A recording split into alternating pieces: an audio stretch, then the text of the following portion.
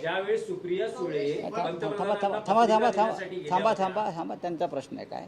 एकीकडे तुम्ही सांगतायत की बाहेरच्या आलेल्या लोकांना उमेदवारी दिली जाते, तो दुसरीकडे तुम्हीच आता सांगतायत की लखानी RSSचे आहेत त्यांना उमेदवारी दिली जाते. मग RSS आणि भाजपमध्ये काय, तुम्ही जरा अभ्यास केला पाहिजे. सामाजिक राजकीय RSS आणि भाजप वेगळे आहेत का? प्रत्येक भाजपाचा मूळ माणूस हा RSSचाच आहे ना. अरुण लाखानी जर RSSचे आहेत म्हणजे ते भाजपचेच आहेत. संघटनेतल्या लोकांना संघटनाच आहे ना, मदर बॉडी आहे, फादर बॉडी आहे संघटनेचा. आता आमचे लोकाधिकार समितीच्या कार्यकर्त्यांना आम्ही उमेदवार देतो, याचा अर्थ असा आहे ते शिवसेनेचे काम करणारे लोक आहेत, शिवसेनेच्या संघटनात्मक कामात गुंतलेले लोक आहेत. RSS म्हणजेच भारतीय जनता पक्ष, वेगळं काय आहे? नाही, पण राऊसाहेब इतकी वर्ष अरुण लखानेंचा कधी विधान परिषद राज्यसभेसाठी विचार केला जात नाही. सुप्रिया सुळे जेव्हा त्यांच्या मुलीच्या लग्नाची पत्रिका द्यायला पंतप्रधान नरेंद्र मोदींना भेटतात तेव्हा लखानी त्यांच्या बरोबर असतात आणि अचानक लखानी यांची उमेदवारी घोषित होते. बहुतेक भविष्यात राष्ट्रवादी काँग्रेसचे कार्याध्यक्ष म्हणून त्यांची जबाबदारी टाकली जाईल कोणावर? लखानींवर. दुसरं काय सांगू शकतो मी? कार्यकर्त्यांनी काय करायचं? कार्यकर्त्यांनी काय करायचं, पण लखानींचा आणि आपला संबंध कुठे येतोय? लखानीला तिकीट भारतीय जनता पक्षाने दिलेलं आहे. पण विचारसरणी नावाचा एक विचारसरणीच आहे ना ती. नाही, दोन कुटुंबांमध्ये त्यांची पर्सनल गोष्ट असेल, पण अशा वेळेस कार्यकर्त्यांनी काय करायचं? कार्यकर्त्यांनी सुप्रियाताईंना प्रश्न विचारायचे आणि तुम्ही आम्हाला प्रश्न विचारायचे. याच्यामध्ये असं आहे की आयडिओलॉजिकल डिफरन्सेस हे 100% असतात आणि आहेत आणि टोकाचे आहेत. पण आता असं आहे की हा वेगळा विषय आहे ना. हे प्रश्न तुम्ही त्यांना विचारले पाहिजेत, त्यांच्या कुटुंबाविषयी प्रश्न मी काय उत्तर देऊ तुम्हाला? भाजपची यादी जर पाहिली तर जास्तीत जास्त माजी आमदार काँग्रेसचे आहेत, त्यांना संधी देण्यात आली. बघा, भारतीय जनता पक्षाचं स्वतःचं काहीच नाही आहे.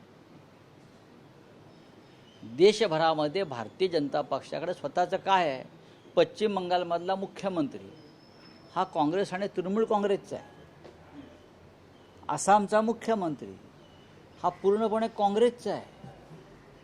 तुम्ही देशभरातले जवळजवळ सर्वच मुख्यमंत्री आणि मंत्री पाहिलेत, महाराष्ट्रातले पाहिलेत, एक देवेंद्र फडणवीस आणि 3-4 लोक पाहिले, तर त्यांच्या मंत्रिमंडळामध्ये आणि त्यांच्या सरकारमध्ये बहुसंख्य लोक एकतर शिवसेनेकडून गेलेले आहेत किंवा काँग्रेस राष्ट्रवादीचे आहेत. राधाकृष्ण विखे पाटील आयुष्यभर काँग्रेसने त्यांना दिलं. तुम्ही नावं घ्या, मी तुम्हाला आत्ता सांगतो. काँग्रेस आणि राष्ट्रवादी काँग्रेस म्हणजेच भारतीय जनता पक्ष आहे.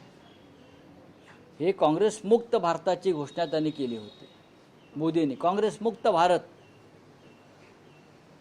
100 पिढ्या जरी भाजपच्या उतरल्या तरी त्यांना काँग्रेस मुक्त भाजप करता येणार नाही.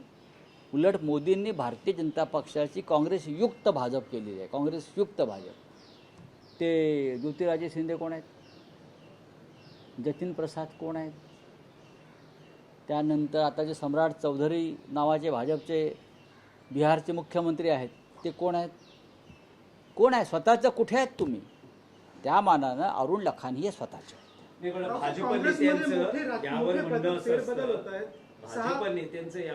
भाजप नेत्यांना स्वतःचं असं काही म्हणणं नसतं. त्यांना मोदींचे विचार पटले, मोदींच्या विकासाचा मुद्दा पटला. मोदींचा एखादा मुद्दा जर मला कोणी समजून सांगितला विकासाचा तर मी पण भाजपमध्ये जाईन.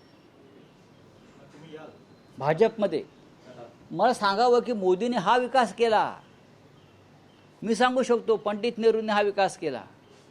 मी सांगेल इंदिरा गांधीने हा विकास केला.